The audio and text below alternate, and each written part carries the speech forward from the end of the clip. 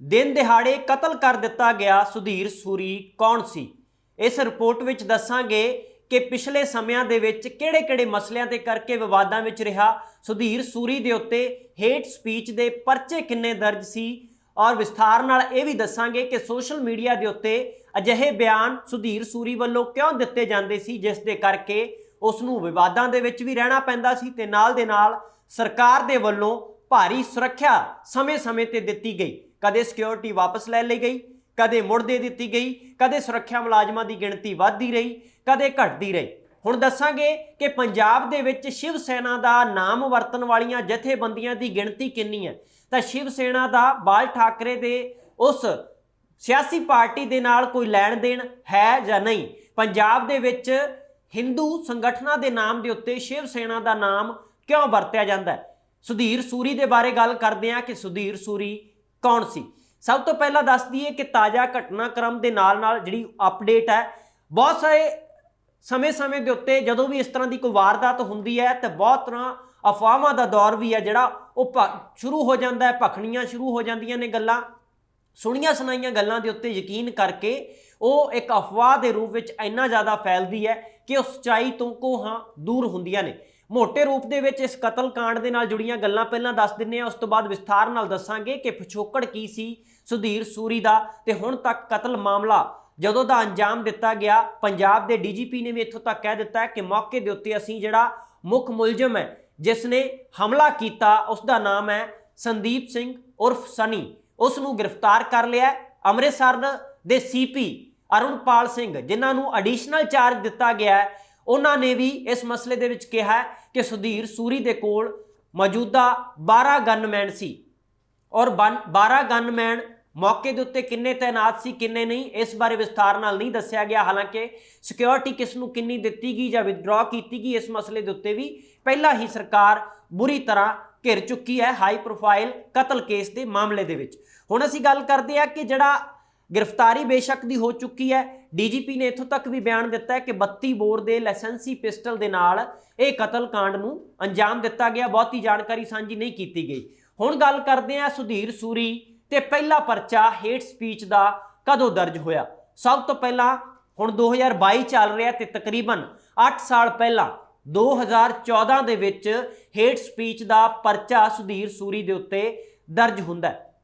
यह भी दसदी है क्योंकि बहुत सारिया जथेबंदियां ने जिहड़ियां वख-वख भाईचारे दियां वो बनाईयां जांदियां ने। सारिਆਂ ਨੂੰ लोकतंत्री ढांचे ਦੇ ਵਿੱਚ अधिकार है, कोई भी जथेबंदी बना सकता है और अपने मकसद जिस दे विच हरेक दावा तो ही करता है कि असीं सांझीवालता का संदेश देना है और सेवा करनी है, सोसाइटी दे विच लोकां दी सेवा करनी है। वख-वख जथेबंदियां बनाईयां जांदियां ने, पर जेकर गल करिए हिंदू भाईचारे के नाम के उत्ते बनाईयां गईयां जथेबंदियां दी तां दर्जन तो वध गिणती है पंजाब के अंदर जिहड़ी शिव सेना का नाम वरतदी है। और सुधीर सूरी जो जिस दा मुखी सी, जिस दा चेयरमैन सी, वो सी शिव सेना टकसाली, जिस दा प्रधान सी सुधीर सूरी। मुखी कह लो, प्रधान कह लो, मुख जिम्मेवारी सुधीर सूरी दे कोल सी। तां शिव सेना टकसाली की जिम्मेवारी जदों दी भी सुधीर सूरी दे कोल है तां 2014 दे विच हेट स्पीच का नफरती बयान देण दा पहला परचा दर्ज हो जाता है। इस तो बाद एक एक करके समय समय के उत्ते 2019 दे विच भी 20 दे विच भी इस तरह परचा जिहड़ा दर्ज होया। एक बार तां गिरफ्तारी है जिहड़ी इंदौर दे विच हुई, जिला अमृतसर तो तकरीबन 1300 किलोमीटर दूर गिरफ्तारी पुलिस ने की सी सुधीर सूरी दी। उदों भी एक नफरती भाषण दिता गया सी, औरतों के खिलाफ भी इतराजयोग शब्द बोले गए सी, वीडियो जारी की गई सी क्योंकि सोशल मीडिया का जमाना है। कोई भी लाइव होके कोई भी वीडियो क्लिप बना के उसनों अपलोड करता है, रिलीज़ करता है। थोड़े ही समय दे विच जेकर कोई विवादित टिप्पणी हुंदी है उसनों फैलन लग्या बहुती देर नहीं लगती और IT सैल भी इस दे पिछे काम करते हैं जिस दे नाल इस तरह के नफरती भाषण है जिहड़े थोड़े समय दे विच वध लोकां तक पहुँचा दिते जाते हैं। फिर जिहड़े धर्म नूं सामने वाले नूं टारगेट किया जाता है उस पासियों भी रिएक्शन आउंदे ने, रिएक्शनरी वीडियोज़ आउंदे ने, क्लिप आउंदे ने, लिखती रूप दे विच भी, बोल के भी और सीधा आमो सामने होके भी झड़पां हुंदियां ने, जिस दे करके ये जिहड़े नफरती भाषण सी, नफरती बयान सी, वो लगातार वधदे रहे। तां हुण तक सुधीर सूरी दे उत्ते 5 हेट स्पीच दे नफरती भाषण देण दे मामले दर्ज ने। ਰਿਕਾਰਡ ਵਿੱਚ ਨੇ। ਰਿਕਾਰਡ ਦੇ ਵਿੱਚ ਉਸ ਦੇ ਵਿੱਚੋਂ ਗ੍ਰਿਫਤਾਰੀ ਵੀ ਹੋਈ, ਗ੍ਰਿਫਤਾਰੀ ਤੋਂ ਬਾਅਦ ਬੇਲ ਵੀ ਮਿਲਦੀ ਰਹੀ ਹੈ ਸੁਧੀਰ ਸੂਰੀ ਨੂੰ। ਤਾਂ ਹੁਣ ਜਦੋਂ ਇੱਕ ਮੰਦਿਰ ਹੈ ਜਿਹੜਾ ਉਸ ਦੇ ਬਾਹਰ ਡੰਪ ਲੱਗਿਆ ਸੀ, ਕੂੜਾ ਪਿਆ ਸੀ, ਜਿਸ ਨੂੰ ਲੈ ਕੇ ਸੁਧੀਰ ਸੂਰੀ ਨੂੰ ਇਤਰਾਜ਼ ਸੀ ਤੇ ਆਪਣੇ ਸਾਥੀਆਂ ਦੇ ਨਾਲ, ਆਪਣੀ ਜਥੇਬੰਦੀ ਦੇ ਕੁਝ ਲੋਕਾਂ ਦੇ ਨਾਲ ਮਿਲ ਕੇ ਰੋਸ ਪ੍ਰਦਰਸ਼ਨ ਕੀਤਾ ਜਾ ਰਿਹਾ ਸੀ ਪ੍ਰਬੰਧਕਾਂ ਦੇ ਖਿਲਾਫ, ਕਿਉਂਕਿ ਮੰਦਿਰ ਦੇ ਬਾਹਰ ਜੋ ਅੰਮ੍ਰਿਤਸਰ ਦੇ ਵਿੱਚ ਸਥਿਤ ਗੋਪਾਲ ਮੰਦਿਰ ਹੈ ਜਿੱਥੇ ਕਤਲकांड ਹੋਇਆ, ਉੱਥੇ ਉਹਨਾਂ ਦੇ ਵੱਲੋਂ ਪ੍ਰਦਰਸ਼ਨ ਕੀਤਾ ਜਾ ਰਿਹਾ ਸੀ। ਔਰ ਪੁਲਿਸ ਮੁਲਾਜ਼ਮ ਜਿੱਥੇ ਜਿਹੜੇ ਗਨਮੈਨ ਮਿਲੇ ਨੇ ਉਹ ਤਾਂ ਮੌਜੂਦ ਸੀ ਮੌਕੇ ਤੇ, ਪਰ ਸਥਾਨਕ ਪੁਲਿਸ ਪ੍ਰਸ਼ਾਸਨ ਵੀ ਮੌਕੇ ਦੇ ਉੱਤੇ ਮੌਜੂਦ ਸੀ। ਡੀਐਸਪੀ ਰੈਂਕ ਦੇ ਅਧਿਕਾਰੀ ਵੀ ਗੱਲਬਾਤ ਕਰ ਰਹੇ ਸੀ, ਜਿਸ ਦੌਰਾਨ ਇਹ ਹਮਲਾ ਹੋ ਗਿਆ। ਆਖਰਕਾਰ ਹਮਲਾਵਰਾਂ ਦੇ ਹੌਸਲੇ ਇੰਨੇ ਬੁਲੰਦ ਕਿਵੇਂ ਹੋ ਗਏ ਨੇ, ਇਹ ਵੀ ਇੱਕ ਆਪਣੇ ਆਪ ਦੇ ਵਿੱਚ ਸਵਾਲ ਉੱਠਦਾ ਹੈ ਕਿ ਇੰਨਾ ਜ਼ਿਆਦਾ ਹੌਸਲਾ ਕਿਵੇਂ ਵੱਧ ਗਿਆ ਕਿ ਸੁਰੱਖਿਆ ਹੋਣ ਦੇ ਬਾਵਜੂਦ ਵੀ ਔਰ ਮੌਕੇ ਤੇ ਸਥਾਨਕ ਪੁਲਿਸ ਹੋਣ ਦੇ ਬਾਵਜੂਦ ਵੀ ਹਮਲਾ ਕਰਨ ਵਾਲਿਆਂ ਨੇ ਕੋਈ ਵੀ ਜਿਹੜੀ ਹੈ ਸ਼ਰਮ ਨਹੀਂ ਮੰਨੀ, ਸੰਗ ਨਹੀਂ ਮੰਨੀ, ਸਿੱਧਾ ਆ ਕੇ ਹਮਲਾ ਕਰ ਦਿੱਤਾ ਤੇ ਮੌਕੇ ਦੇ ਉੱਤੇ ਹੀ 5 ਫਾਇਰ ਨੇ ਜਿਹੜੇ ਕਰ ਦਿੱਤੇ। ਤਾਂ ਫਿਰ ਉਸ ਤੋਂ ਬਾਅਦ ਹਸਪਤਾਲ ਲਿਜਾਇਆ ਗਿਆ, ਜਿਸ ਤਰੀਕੇ ਨਾਲ ਬਾਅਦ ਵਿੱਚ ਥੋੜੇ ਹੀ ਸਮੇਂ ਦੇ ਵਿੱਚ ਖਬਰ ਸਾਹਮਣੇ ਆਉਂਦੀ ਹੈ ਸਭ ਦੇ ਕਿ ਸੁਧੀਰ ਸੂਰੀ ਦਾ ਕਤਲ ਹੋ ਗਿਆ, ਮੌਤ ਹੋ ਗਈ ਹੈ।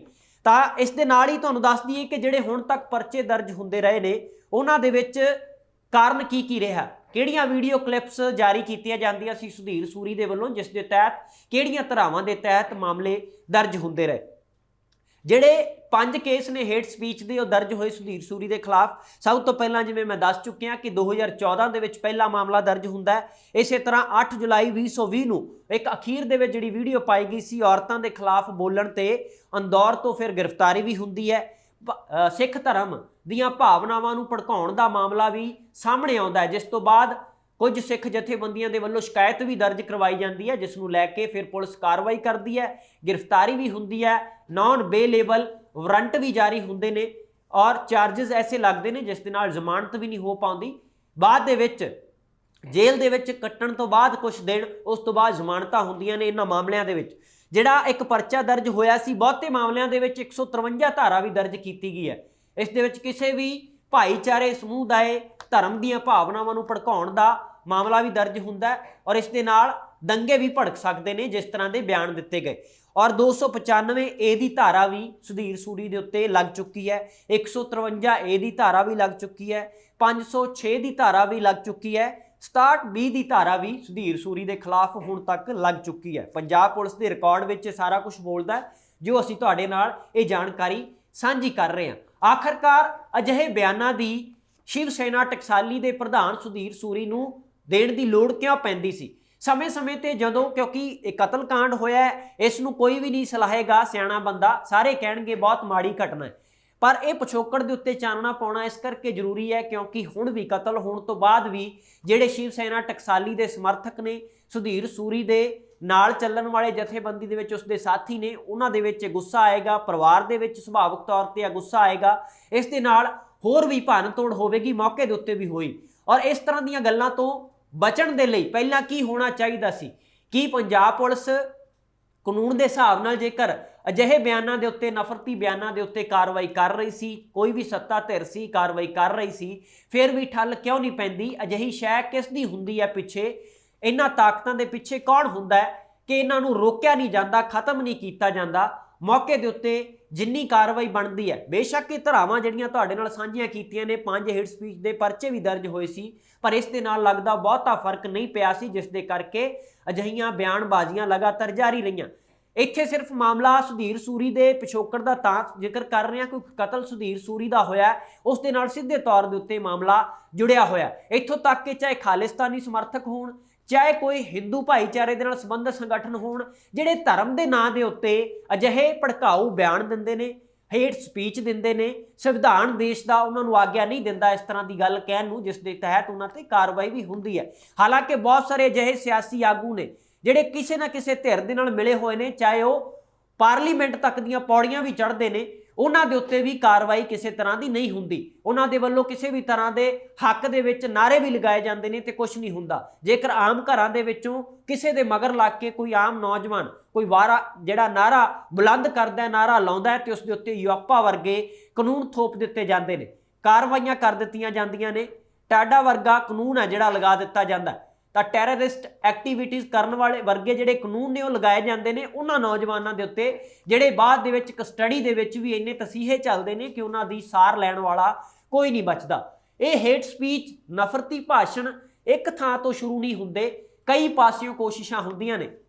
ਪਰ ਸਵਾਲ ਇਹ ਹੈ ਕਿ ਇਹਨਾਂ ਸਾਰੀਆਂ ਚਰਚਾਵਾਂ ਦੇ ਵਿੱਚੋਂ ਚਾਹੇ ਉਹ ਸੁਧੀਰ ਸੂਰੀ ਹੋਵੇ, ਚਾਹੇ ਉਹ ਕੋਈ ਹੋਰ ਸ਼ਖਸ ਹੋਵੇ ਜਿਸ ਨੇ ਵੀ ਨਫ਼ਰਤੀ ਭਾਸ਼ਣ ਹੁਣ ਤੱਕ ਦਿੱਤੇ ਜਾਂ ਦੇ ਰਹੇ ਨੇ, ਹਾਲੇ ਵੀ ਉਹਨਾਂ ਦੇ ਠੱਲ ਨਹੀਂ ਪੈਂਦੀ। ਹਾਲਾਂਕਿ ਕਤਲ ਹੋਣ ਤੋਂ ਬਾਅਦ ਵੀ ਕੁਝ ਸਮਾਂ ਤਾਂ ਜ਼ਰੂਰ ਠੱਲ ਪੈਣੀ ਚਾਹੀਦੀ ਸੀ, ਚਾਹੇ ਕੋਈ ਕਿਸੇ ਦਾ ਵਿਰੋਧੀ ਹੋਵੇ, ਪਰ ਫਿਰ ਵੀ ਸੋਸ਼ਲ ਮੀਡੀਆ ਦੇ ਉੱਤੇ ਇਸ ਨਫ਼ਰਤੀ ਗੱਲਾਂ ਦਾ, ਨਫ਼ਰਤੀ ਭਾਸ਼ਣਾਂ ਦਾ, ਨਫ਼ਰਤੀ ਬਿਆਨਾਂ ਦਾ ਲਿਖ ਕੇ ਬੋਲ ਕੇ ਜ਼ੋਰਦਾਰ ਪ੍ਰਚਾਰ ਕੀਤਾ ਜਾ ਰਿਹਾ ਹੈ। ਹਾਲਾਂਕਿ ਪੰਜਾਬ ਦੇ ਡੀਜੀਪੀ ਗੌਰਵ ਯਾਦਵ ਮਸਲੇ ਦੇ ਉੱਤੇ ਪ੍ਰੈਸ ਕਾਨਫਰੰਸ ਕਰਕੇ ਇਹ ਗੱਲ ਦਾ ਦਾਅਵਾ ਕਰ ਚੁੱਕੇ ਨੇ ਕਿ ਅਸੀਂ ਕਾਨੂੰਨ ਤੇ ਅਮਨ ਨੂੰ ਕਾਇਮ ਰੱਖਾਂਗੇ, ਸਮਝੌਤਾ ਨਹੀਂ ਹੋਣ ਦੇਵਾਂਗੇ। ਪੰਜਾਬ ਦੇ ਲੋਕਾਂ ਨੂੰ ਵੀ ਉਹਨਾਂ ਨੇ ਅਪੀਲ ਕੀਤੀ ਕਿ ਸ਼ਾਂਤੀ ਬਣਾਈ ਰੱਖੋ, ਅਮਨ ਬਣਾਈ ਰੱਖੋ। ਮੈਂ ਖੁਦ ਅੰਮ੍ਰਿਤਸਰ ਜਾ ਕੇ ਮਸਲੇ ਦੀ ਤਹਿ ਤੱਕ ਜਾਵਾਂਗਾ ਔਰ ਮੌਕੇ ਦੇ ਉੱਤੇ ਇੱਕ ਹਮਲਾਵਰ ਨੂੰ ਫੜ ਵੀ ਲਿਆ ਗਿਆ। ਹੋਰ ਕੌਣ-ਕੌਣ ਜੁੜਿਆ, ਕਿਸ ਕਿਸ ਦੀਆਂ ਤਾਰਾਂ ਨੇ, ਉਹ ਇਹਨਾਂ ਤਰ੍ਹਾਂ ਦੀਆਂ ਜਿਹੜੀਆਂ ਗੱਲਾਂ ਨੇ ਉਹ ਜ਼ਰੂਰ ਕੀਤੀਆਂ ਗਈਆਂ। ਪਰ ਮਸਲਾ ਇਕੱਲੇ ਇੱਕ ਕਤਲ ਕਾਂਡ ਦਾ ਨਹੀਂ ਹੈ, ਪੂਰੀ ਸਮੁੱਚੇ ਮਾਹੌਲ ਦਾ ਹੈ। ਪੰਜਾਬ ਦੇ ਵਿੱਚ ਜਿਸ ਤਰ੍ਹਾਂ ਦੇ ਦੌਰ ਦੇਖੇ ਗਏ ਨੇ, ਲੋਕਾਂ ਨੇ ਹੰਡਾਏ ਨੇ। ਵੱਡੀ ਉਮਰ ਦੇ ਲੋਕ ਵੱਧ ਜਾਣਦੇ ਨੇ ਜਿਨ੍ਹਾਂ ਨੇ 47 ਵੀ ਦੇਖੀ, 84 ਵੀ ਦੇਖੀ, ਤੇ ਫਿਰ ਭਾਵੇਂ ਅਗਲੇ ਕਿਸੇ ਵੀ ਦੌਰ ਦੀ ਗੱਲ ਹੋਵੇ ਉਸ ਦੇ ਵਿੱਚ ਵੀ ਬਹੁਤ ਸਾਰਾ ਸੰਤਾਪ ਹੰਡਾਇਆ ਪਿੰਡਾਂ ਦੇ ਉੱਤੇ। ਚਾਹੇ ਉਹ ਜਿਹੜੇ ਦੋ ਸਰ ਨੇ 47 ਤੇ 84 ਬਹੁਤ ਰੜਕਦੇ ਨੇ ਜਿਨ੍ਹਾਂ ਨੇ ਦੇ ਨਾਲ ਤਸ਼ੱਦਦ ਹੋਇਆ, ਉਹਨਾਂ ਦੇ ਉਹ ਪੀੜ ਹੈ ਕਦੇ ਵੀ ਖਤਮ ਨਹੀਂ ਹੋ ਸਕਦੀ। ਪੀੜ੍ਹੀ ਦਰ ਪੀੜ੍ਹੀ ਕਹਾਣੀਆਂ ਦੇ ਜ਼ਰੀਏ ਅੱਗੇ ਬੱਚਿਆਂ ਤੱਕ, ਪੀੜ੍ਹੀਆਂ ਤੱਕ ਉਹ ਗੱਲਾਂ ਪਹੁੰਚਦੀਆਂ ਨੇ, ਜਿਸ ਦੇ ਨਾਲ ਜ਼ਰੂਰ ਮਨ ਦੇ ਵਿੱਚ ਇੱਕ ਟੀਸ ਹੈ, ਜਿਹੜੀ ਚੀਜ਼ ਹੈ ਉਹ ਰੜਕਦੀ ਰਹਿੰਦੀ ਹੈ, ਪੈਂਦੀ ਰਹਿੰਦੀ ਹੈ, ਜਿਸ ਦੇ ਕਰਕੇ ਗੱਲਾਂ ਖਤਮ ਨਹੀਂ ਹੋਣ ਵਾਲੀਆਂ। ਪਰ ਪਹਿਲਾਂ ਤਾਂ ਹੁੰਦਾ ਸੀ ਕਿ ਇੱਕ ਦੌਰ ਆਇਆ 4 ਤੋਂ 5 ਸਾਲ ਤਸੀਹੇ ਦਿੱਤੇ ਗਏ, ਫਿਰ ਮਾਹੌਲ ਸ਼ਾਂਤ ਹੋਇਆ, ਫਿਰ ਠੀਕ ਹੋਇਆ, ਫਿਰ ਖਰਾਬ ਹੋਇਆ। ਪਰ ਹੁਣ ਵਿੱਚੋਂ ਵਿੱਚ ਹੀ ਲਗਾਤਾਰ ਅਜਿਹੀਆਂ ਵਾਰਦਾਤਾਂ ਹੋ ਰਹੀਆਂ ਨੇ ਕਿ ਜਿਸ ਦਾ ਮੁੱਢ ਤੱਕ ਜਾਣ ਦੀ ਬਹੁਤ ਲੋੜ ਹੈ। ਇਸ ਚਰਚਾ ਦੇ ਵਿੱਚ ਆਮ ਤੌਰ ਦੇ ਉੱਤੇ ਮੋਟੇ ਕੇਸਾਂ ਦਾ ਜ਼ਿਕਰ ਤਾਂ ਕਰ ਲਿਆ ਜਾਂਦਾ ਹੈ, ਚਰਚਾ ਕਰ ਲਈ ਜਾਂਦੀ ਹੈ, ਪਰ ਮੁੱਢ ਤੱਕ ਨਹੀਂ ਪਹੁੰਚਿਆ ਜਾਂਦਾ। ਪੰਜਾਬ ਦੇ ਲੋਕ ਜੇਕਰ ਆਮ ਘਰਾਂ ਦੇ ਵਿੱਚ ਜਾ ਕੇ ਪਹੁੰਚੀਏ ਤਾਂ ਇੱਕ ਸਿੱਖ ਹਿੰਦੂ ਦੁਕਾਨ ਤੇ ਵੀ ਜਾਂਦਾ, ਹਿੰਦੂ ਦੁਕਾਨਦਾਰ ਹੋਵੇ ਤਾਂ ਸਿੱਖ ਭਾਈਚਾਰੇ ਦੇ ਲੋਕ ਹਿੰਦੂ ਦੁਕਾਨਦਾਰ ਕੋਲ ਵੀ ਜਾਂਦੇ ਨੇ, ਆਪਣਾ ਸੌਦਾ ਪੱਤਾ ਖਰੀਦਦੇ ਨੇ ਔਰ ਘਰ ਜਾਂਦੇ ਨੇ, ਉਸ ਦੇ ਬਦਲੇ ਭੁਗਤਾਨ ਕਰਦੇ ਨੇ। ਉੱਥੇ ਕਦੇ ਨਹੀਂ ਪੁੱਛਿਆ ਜਾਂਦਾ ਕਿ ਤੁਸੀਂ ਹਿੰਦੂ ਹੋ ਕਿ ਸਿੱਖ ਹੋ। ਇਸੇ ਤਰ੍ਹਾਂ ਜੇਕਰ ਕਿਸੇ ਹਿੰਦੂ ਭਾਈਚਾਰੇ ਦੇ ਲੋਕਾਂ ਨੂੰ ਕਿਸੇ ਕਣਕ ਦੀ, ਕਿਸੇ ਚੌਲਾਂ ਦੀ ਜਾਂ ਝੋਨੇ ਦੀ ਲੋੜ ਪੈਂਦੀ ਹੈ ਤਾਂ ਸਿੱਧਾ ਜਿਹੜੇ ਖੇਤੀ ਨਾਲ ਜੁੜੇ ਹੋਏ ਪਰਿਵਾਰ ਨੇ, ਚਾਹੇ ਉਹ ਸਿੱਖ ਭਾਈਚਾਰੇ ਨਾਲ ਸੰਬੰਧਿਤ ਹੀ ਕਿਉਂ ਨਾ ਹੋਣ, ਤਾਂ ਉਹਨਾਂ ਦੇ ਨਾਲ ਸਿੱਧੇ ਤੌਰ ਦੇ ਉੱਤੇ ਪੇਂਡੂ ਭਾਈਚਾਰੇ ਦੇ ਵਿੱਚ ਆਮ ਤੌਰ ਦੇ ਉੱਤੇ ਇੱਕ ਦੂਜੇ ਦੇ ਨਾਲ ਆਦਾਨ ਪ੍ਰਦਾਨ ਹੁੰਦਾ, ਚੀਜ਼ਾਂ ਦਾ ਖਰੀਦੋ ਫਰੋਖਤ ਵੀ ਹੁੰਦੀ ਹੈ। ਉਦੋਂ ਵੀ ਨਹੀਂ ਪੁੱਛਿਆ ਜਾਂਦਾ ਕਿ ਜੇ ਮੈਂ ਤੁਹਾਡੇ ਕੋਲ ਕਣਕ ਲੈਣ ਆ ਰਿਹਾ, ਝੋਨਾ ਲੈਣ ਆ ਰਿਹਾ, ਤੁਸੀਂ ਸਿੱਖ ਹੋ ਕਿ ਹਿੰਦੂ ਹੋ ਕਿ ਮੁਸਲਮਾਨ ਹੋ। ਇਸੇ ਤਰ੍ਹਾਂ ਕੋਈ ਵੀ ਹੈ ਜਿਹੜਾ ਦੁਕਾਨਦਾਰੀ ਚਲਾਉਂਦਾ ਹੋਵੇ, ਵਪਾਰੀ ਹੋਵੇ, ਕਿਸਾਨ ਹੋਵੇ, ਤਾਂ ਉਹਨਾਂ ਦੇ ਕਿੱਤਿਆਂ ਦੇ ਹਿਸਾਬ ਨਾਲ ਤਾਂ ਜ਼ਰੂਰ ਨਿਸ਼ਾਨਦੇਹੀ ਹੋ ਸਕਦੀ ਹੈ, ਪਰ ਕਦੇ ਵੀ ਕੋਈ ਆਮ ਲੋਕ ਨੇ ਜਿਹੜੇ ਇੱਕ ਦੂਜੇ ਦੇ ਖਿਲਾਫ ਅਜਿਹੀ ਨਫ਼ਰਤ ਨਹੀਂ ਫੈਲਾਉਂਦੇ। ਫਿਰ ਚਾਰ ਕੁ ਟੋਟੜੂ ਨੇ ਜਿਹੜੇ ਉਹ ਪੰਜਾਬ ਦਾ ਮਾਹੌਲ ਜੇਕਰ ਖਰਾਬ ਕਰਨਾ ਚਾਹੁੰਦੇ ਨੇ ਤਾਂ ਪੂਰੀ ਤਰ੍ਹਾਂ ਨੱਥ ਕਿਉਂ ਨਹੀਂ ਪੈਂਦੀ। ਜੇਕਰ ਨੱਥ ਨਹੀਂ ਪੈ ਰਹੀ ਤਾਂ ਉਸ ਦਾ ਨਤੀਜਾ ਸਾਹਮਣੇ ਹੈ, ਜਿਸ ਤਰ੍ਹਾਂ ਦੀਆਂ ਵਾਰਦਾਤਾਂ ਹੋ ਰਹੀਆਂ ਨੇ।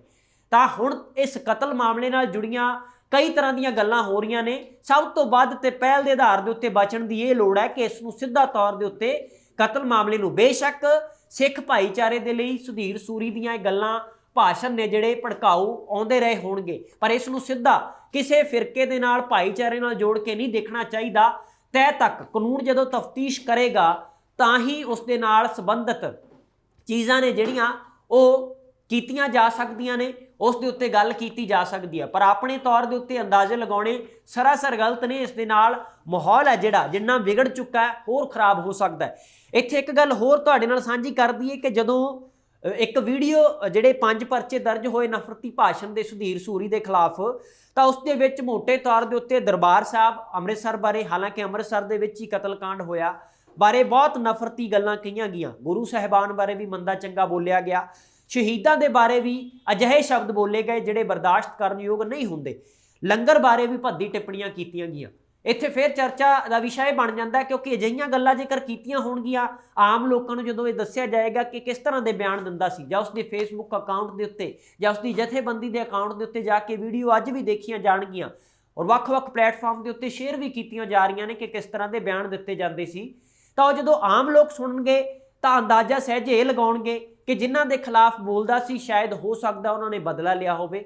ਪਰ ਹਾਲੇ ਇਸ ਬਾਰੇ ਪੁਸ਼ਟੀ ਨਹੀਂ ਹੋਈ, ਇਸ ਕਰਕੇ ਇਸ ਚੀਜ਼ ਤੋਂ ਬਚਣ ਦੀ ਲੋੜ ਹੈ ਕਿ ਕਿਸ ਨੇ ਕਤਲ ਨੂੰ ਅੰਜਾਮ ਦਿੱਤਾ ਹੈ। ਕੀ ਸੰਬੰਧਿਤ ਬਾਜ਼ਾਰ ਵਾਲੇ ਉਸ ਦੇ ਵਿੱਚੋਂ ਹੀ ਕਿਸੇ ਨੇ ਕੋਈ ਰੰਜਿਸ਼ ਕੱਢੀ, ਜਾਂ ਹਿੰਦੂ ਭਾਈਚਾਰੇ ਦੇ ਲੀਡਰਾਂ ਦੇ ਵਿਚਾਲੇ ਐਸੀ ਖਿੱਚੋਤਾਣ ਕੋਈ ਚੱਲ ਰਹੀ ਸੀ, ਇੱਕ ਦੂਜੇ ਦੀ ਸਿਆਸਤ ਦੀ ਭੇਟ ਚੜਿਆ ਸੁਧੀਰ ਸੂਰੀ, ਜਾਂ ਕੋਈ ਇਸ ਦੇ ਪਿੱਛੇ ਕੋਈ ਹੋਰ ਗੱਲ ਸੀ। ਕਿਉਂਕਿ ਇੱਕ ਮੰਦਿਰ ਦੇ ਬਾਹਰ ਇਸ ਕਰਕੇ ਰੋਸ ਪ੍ਰਦਰਸ਼ਨ ਹੋ ਰਿਹਾ ਸੀ ਕਿ ਅਸੀਂ ਬੇਅਦਬੀ ਨਹੀਂ ਸਹਾਂਗੇ ਕਿਸੇ ਵੀ ਹਾਲਤ ਦੇ ਵਿੱਚ। ਹਾਲਾਂਕਿ ਉਹ ਕਿਸੇ ਵੀ ਫਿਰਕੇ ਦੇ ਵਿੱਚ, ਧਰਮ ਦੇ ਵਿੱਚ ਬੇਅਦਬੀ ਹੋਵੇ ਬਰਦਾਸ਼ਤ ਕਰਨਯੋਗ ਨਹੀਂ ਹੁੰਦੀ, ਪਰ ਬੇਅਦਬੀ ਦੇ ਨਾਮ ਦੇ ਉੱਤੇ ਕੀਤੇ ਜਾਂਦੇ ਰੋਸ ਪ੍ਰਦਰਸ਼ਨ, ਕੀਤੇ ਜਾਂਦੇ ਕਤਲ ਵੀ ਠੀਕ ਨਹੀਂ ਠਹਿਰਾਏ ਜਾ ਸਕਦੇ, ਕਿਉਂਕਿ ਉਸ ਦੇ ਆਧਾਰ ਦੇ ਉੱਤੇ ਬਹੁਤ ਸਾਰੀਆਂ ਘਟਨਾਵਾਂ ਨੂੰ ਪੰਜਾਬ ਦੇ ਵਿੱਚ ਅੰਜਾਮ ਦਿੱਤਾ ਗਿਆ। ਇੱਥੋਂ ਤੱਕ ਕਿ ਨਿਰੋਲ ਕਿਸਾਨੀ ਅੰਦੋਲਨ ਦੇ ਵਿੱਚ ਵੀ ਇਸ ਤਰੀਕੇ ਦੀਆਂ ਵਾਰਦਾਤਾਂ ਦੇਖਣ ਨੂੰ ਮਿਲੀਆਂ ਸੀ, ਜਦੋਂ ਇੱਕ ਸ਼ਖਸ ਨੂੰ ਬੇਅਦਬੀ ਦੇ ਮਸਲੇ ਦੇ ਤਹਿਤ ਟੰਗ ਦਿੱਤਾ ਗਿਆ ਸੀ ਬੈਰੀਕੇਡ ਦੇ ਉੱਤੇ ਕਤਲ ਕਰਕੇ, ਉਹ ਵੀ ਚਰਚਾ ਦਾ ਵਿਸ਼ਾ ਬਣਿਆ ਸੀ। ਬਾਅਦ ਦੇ ਵਿੱਚ ਜਦੋਂ ਖਬਰਾਂ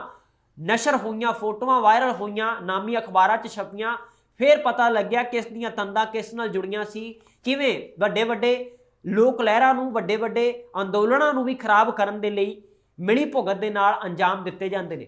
ਤਾਂ ਇਸ ਕਤਲकांड ਪਿੱਛੇ ਜਾਂ ਇਸ ਤਰ੍ਹਾਂ ਦੇ ਹੋਰ ਘਟਨਾਵਾਂ ਦੇ ਪਿੱਛੇ ਕੌਣ-ਕੌਣ ਹੁੰਦਾ ਹੈ, ਇਸ ਦੇ ਬਾਰੇ ਸਿੱਧੇ ਤੌਰ ਦੇ ਉੱਤੇ ਜ਼ਿੰਮੇਵਾਰ ਜੇ ਕਿਸੇ ਨੂੰ ਠਹਿਰਾਉਣਾ ਹੋਵੇ ਤਾਂ ਉਹ ਸਰਕਾਰ ਤੇ ਪੁਲਿਸ ਪ੍ਰਸ਼ਾਸਨ, ਪ੍ਰਬੰਧ ਹੈ, ਸਿਸਟਮ ਹੈ। ਜੇਕਰ ਸਿਸਟਮ ਦੇ ਵਿੱਚ ਗੜਬੜ ਨਹੀਂ ਹੋਵੇਗੀ ਤਾਂ ਅਜਿਹੀਆਂ ਘਟਨਾਵਾਂ ਨੂੰ ਬਿਲਕੁਲ ਅੰਜਾਮ ਨਹੀਂ ਦਿੱਤਾ ਜਾ ਸਕਦਾ, ਕਿਉਂਕਿ CID ਹੋਰ ਬਹੁਤ ਸਾਰੀਆਂ ਸਰਕਾਰੀ ਏਜੰਸੀਆਂ ਦੀ ਰਡਾਰ ਵਾਂਗੂ ਇੰਨੀ ਅੱਖ ਹੁੰਦੀ ਹੈ, ਰਡਾਰ ਤੇ ਹੁੰਦੇ ਨੇ ਸਾਰੇ ਲੋਕ, ਕਿ ਕਿਸੇ ਦੇ ਵੀ ਉਸ ਦੀ ਮਰਜ਼ੀ ਤੋਂ ਬਿਨਾਂ ਪੱਤਾ ਨਹੀਂ ਹਿਲ ਸਕਦਾ, ਚਿੜੀ ਨਹੀਂ ਫੜਕ ਸਕਦੀ। ਪਰ ਫਿਰ ਵੀ ਵੱਡੀਆਂ ਘਟਨਾਵਾਂ ਨੂੰ ਅੰਜਾਮ ਦੇ ਦਿੱਤਾ ਜਾਂਦਾ ਹੈ ਕਾਨੂੰਨ ਦੀ ਛਤਰ ਛਾਇਆ ਦੇ ਥੱਲੇ ਵੀ, ਤਾਂ ਸਵਾਲ ਸੁਭਾਵਿਕ ਤੌਰ ਦੇ ਉੱਤੇ ਪ੍ਰਬੰਧ ਤੇ ਤਾਂ ਉੱਠਣਗੇ।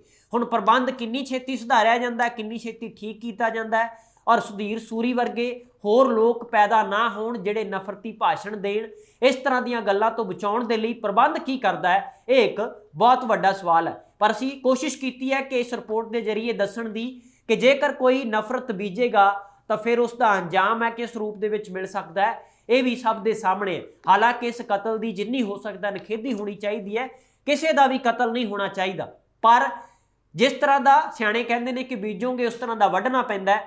ਪਰ ਜੋ ਇਹ ਵੱਢਿਆ ਗਿਆ, ਜੋ ਨਤੀਜਾ ਸਾਹਮਣੇ ਆਇਆ, ਇਸ ਤੋਂ ਸਾਰੇ ਬਚਨ, ਸ਼ਾਂਤੀ ਕਾਇਮ ਰਹੇ, ਪੰਜਾਬ ਹੈ ਜਿਹੜਾ ਪੰਜਾਬੀਅਤ ਜਿੰਦਾਬਾਦ ਰਹੇ, ਇਸ ਦੇ ਬਾਰੇ ਸਾਰਿਆਂ ਨੂੰ ਹੰਭਲਾ ਮਾਰਨ ਦੀ ਲੋੜ ਹੈ। ਆਮ ਤੌਰ ਦੇ ਉੱਤੇ ਭਾਈਚਾਰਕ ਸਾਂਝ ਹੈ ਜਿਹੜੀ ਉਹ ਪੰਜਾਬ ਦੇ ਵਿੱਚ ਹਮੇਸ਼ਾ ਰਹੀ ਹੈ ਬਾਕੀ ਸੂਬਿਆਂ ਦੇ ਮੁਕਾਬਲੇ, ਪਰ ਸਭ ਤੋਂ ਵੱਧ ਵਾਰਦਾਤਾਂ ਵੀ ਧਰਮ ਦੇ ਨਾਮ ਦੇ ਉੱਤੇ ਅਜਿਹੇ ਸੂਬੇ ਵਿੱਚ ਹੋਣ ਤਾਂ ਫਿਰ ਬਹੁਤ ਮੰਦਭਾਗਾ ਹੁੰਦਾ ਹੈ। ਤੇ ਇਸ ਦੀ ਜ਼ਿੰਮੇਵਾਰੀ ਸਿੱਧੇ ਤੌਰ ਦੇ ਉੱਤੇ ਗ੍ਰਹਿ ਮਹਿਕਮੇ ਨੂੰ ਔਰ ਪੁਲਿਸ ਪ੍ਰਸ਼ਾਸਨ ਨੂੰ ਪਹਿਲ ਦੇ ਆਧਾਰ ਦੇ ਉੱਤੇ ਲੈਣੀ ਚਾਹੀਦੀ ਹੈ ਕਿ ਇਸ ਤਰ੍ਹਾਂ ਦੀਆਂ ਘਟਨਾਵਾਂ ਜਿਹੜੀਆਂ ਪਹਿਲਾਂ ਹੋਈਆਂ ਉਹਨਾਂ ਦੇ ਖਿਲਾਫ ਜਿਨ੍ਹਾਂ ਨੇ ਵੀ ਦੋਸ਼ ਕੀਤਾ ਉਸ ਦੋਸ਼ੀਆਂ ਨੂੰ ਸਜ਼ਾ ਦਿੱਤੀ ਜਾਏਗੀ, ਔਰ ਆਉਣ ਵਾਲੇ ਸਮੇਂ ਦੇ ਵਿੱਚ ਘੱਟੋ ਘੱਟ ਅਜਿਹੀਆਂ ਵਾਰਦਾਤਾਂ ਨਹੀਂ ਵਾਪਰਨਗੀਆਂ। ਜੇਕਰ ਕੋਈ ਅੱਗ ਲਾਉਣ ਦੀ ਕੋਸ਼ਿਸ਼ ਕਰੇਗਾ ਕਿਸੇ ਵੀ ਪੰਜਾਬ ਦੇ ਵਿੱਚ ਭਾਈਚਾਰੇ ਦੇ ਵਿੱਚ ਤਾਂ ਉਹਨਾਂ ਨੂੰ ਬਖਸ਼ਿਆ ਨਹੀਂ ਜਾਵੇਗਾ। ਇਸ ਤਰ੍ਹਾਂ ਦੀਆਂ ਗੱਲਾਂ ਨੇ ਜਿਹੜੀਆਂ ਉਹ ਪਹਿਲ ਦੇ ਆਧਾਰ ਦੇ ਉੱਤੇ ਪੰਜਾਬ ਦੇ ਵੱਲੋਂ, ਸਰਕਾਰ ਦੇ ਵੱਲੋਂ, ਪੁਲਿਸ ਪ੍ਰਸ਼ਾਸਨ ਦੇ ਵੱਲੋਂ ਕਰ ਦੇਣੀਆਂ ਚਾਹੀਦੀਆਂ ਨੇ, ਤਾਂ ਕਿ ਆਮ ਲੋਕਾਂ ਨੂੰ ਜ਼ਰੂਰ ਤਸੱਲੀ ਹੋਵੇ ਕਿ ਸਾਡੇ ਨਾਲ ਸਾਡੀ ਸਰਕਾਰ ਖੜੀ ਹੈ, ਸਾਡੇ